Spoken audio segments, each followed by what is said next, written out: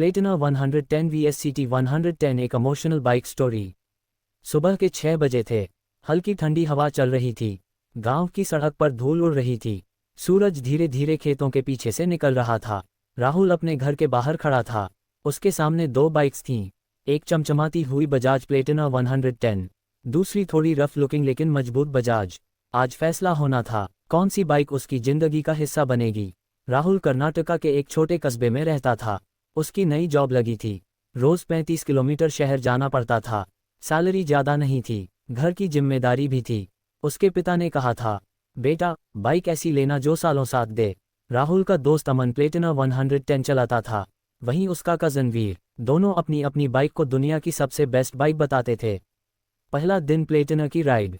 अमन ने स्माइल करते हुए कहा, चल पहले प्लेटिना चला।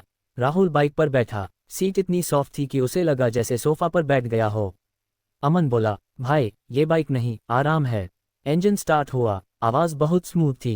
राहुल ने धीरे धीरे क्लच छोड़ा और बाइक आगे बढ़ गई। रोड पर छोटे छोटे गड्ढे थे लेकिन सस्पेंशन ने ऑलमोस्ट सब अब्जॉर्ब कर लिया। राहुल के चेहरे पर स्माइल आ गई। यार कितना स्मूथ है।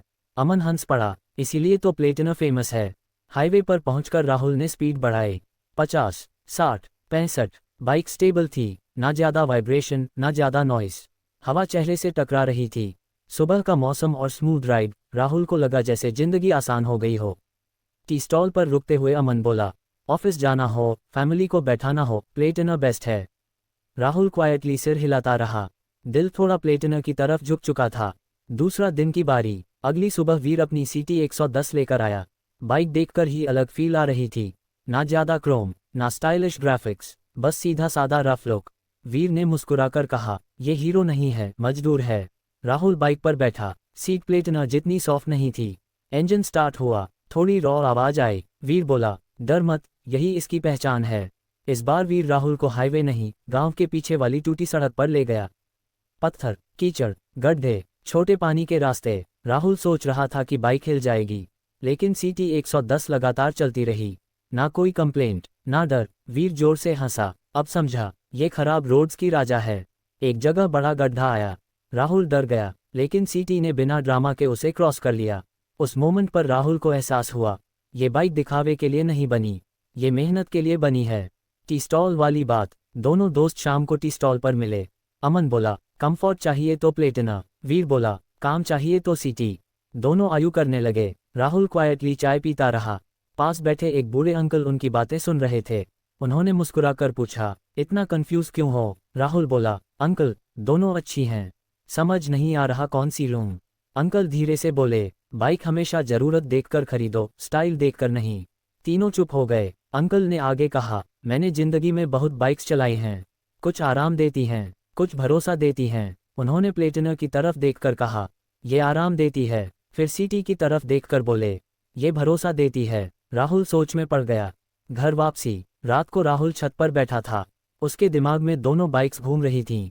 प्लेटिना का स्मूथ राइड, CT की टफनेस। उसने सोचा, मेरी जिंदगी कैसी है। उसका रास्ता परफेक्ट नहीं था।